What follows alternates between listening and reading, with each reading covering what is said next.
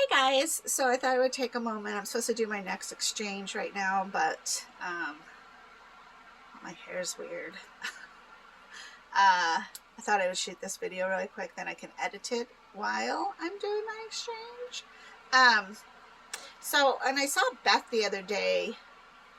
Gosh, last Friday. This weekend was crazy. First of all, we had Dallas, beautiful, wonderful dog. He did chew up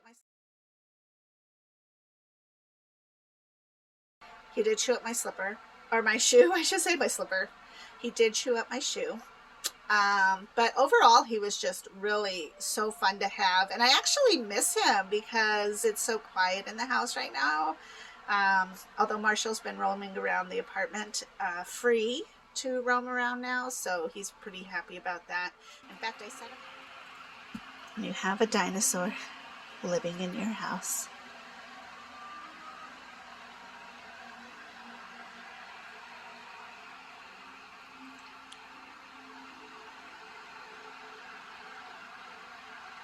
That. In fact, I set him outside and he did not appreciate that at all.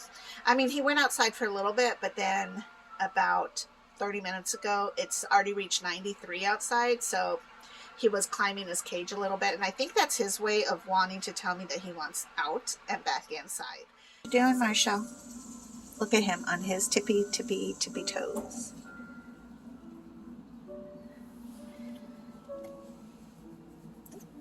What you doing, buddy? Do you want to come inside? He's in the sun, so, or kind of in the sun, so I don't think he's too hot. But maybe he wants to come inside. I think he just wants to see inside. And so currently he is roaming his way to the closet where he likes to take his afternoon siesta. He's trying to squeeze into that little section that's only like 2 inches. But when I did see Beth, she and I talked about, ironically, traveling. So it's kind of cool because like every so often they do these educational classes with you to help remind you about what to do and to help you stay on task, or if you have any questions. So I thought I would share a little bit of that with you. Like, they give you these papers that talk about like enjoying your summer, reminding you don't lift too much because, you know, if you do go hiking, like I like to go hiking early in the morning, and I always take a camel pack, which is vital in Arizona, but you don't want to fill your pack with so much extras that you're actually lifting too much, because you don't want to tear or strain your peritoneum. That's always going to be the message.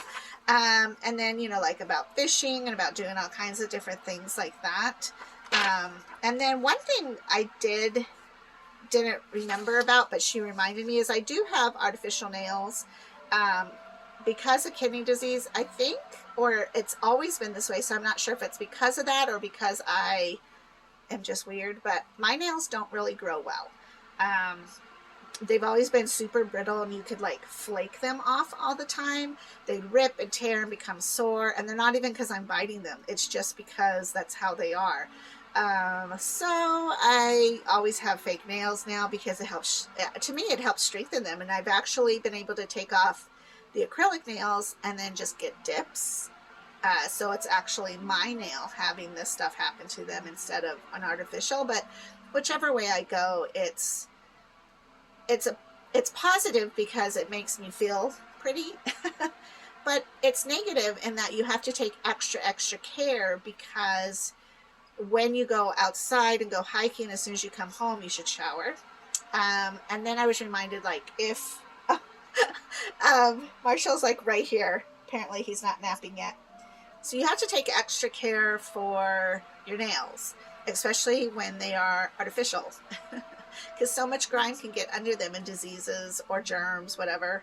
And she reminded me, like, when you do anything with soil, because I do it with my plants, make sure to wear gloves. And then after you're done with the gloves and you put them away, then you make sure you wash your hands really well so that none of that soil gets under the nails. That was a good reminder, because sometimes you get so used to what you're supposed to do that you don't think about some of the littler things like that.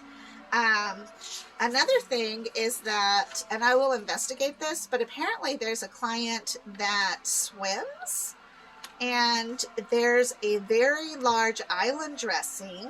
Let me grab an island dressing in case you don't know what that is. So your port has to be kept dry, and it has to be kept germ-free, because it literally goes into your body, so you can, you know, get really sick, or peritonitis, whatever the case may be, if you are not taking precautions. So you always want to use an island dressing, because see, it encloses the entire part, although the part of your tube that sticks out of your body will stick out, and then you're fastening it down onto your body. But it's important that the port itself is very contained in a secure island dressing.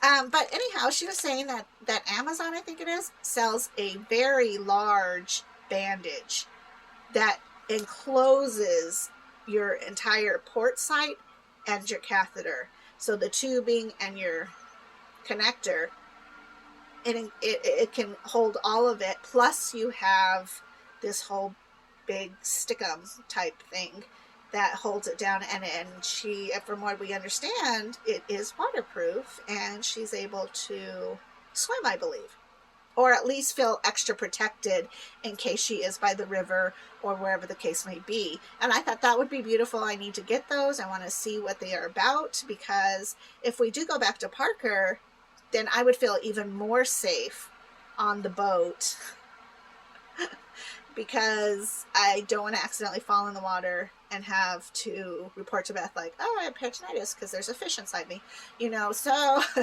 if that actually works, and that would at least ease my mind to a point where I could feel like I could have some fun without always paranoia about what's going on. Don't splash me, don't get me wet, you know.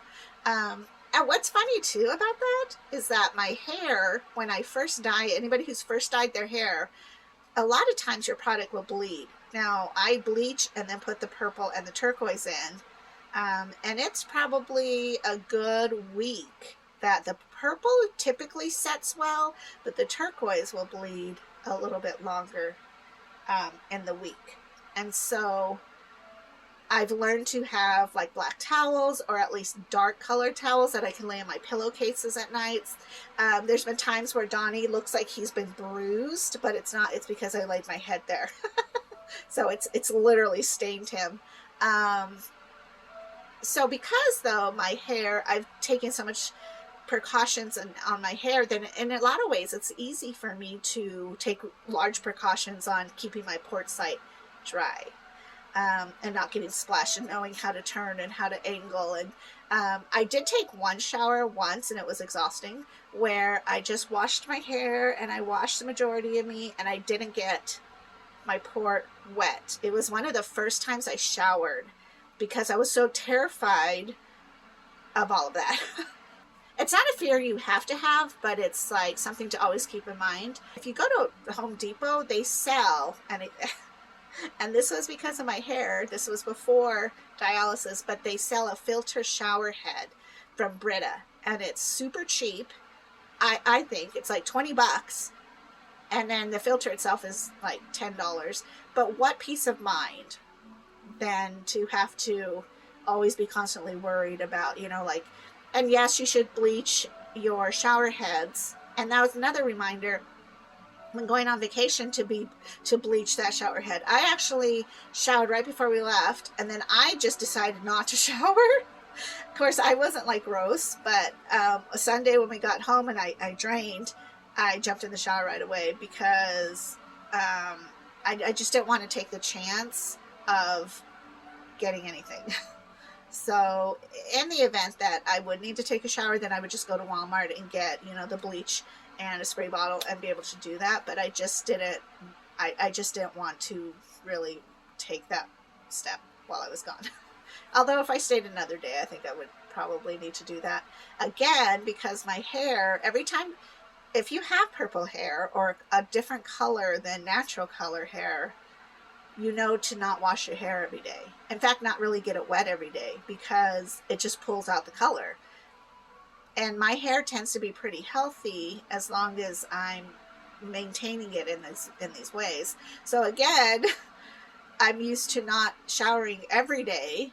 I might do a rinse off real quick, but it's not necessarily a shower, and I don't shower in hot water. If anything, it's lukewarm because, again, I want to keep the color of my hair. It sounds so vain. But after 2 hours of doing all the hair stuff, I don't want to just wash it out in like a week. So that's why I really participate with taking care of my hair. But it helped me to know how to take care of my pore.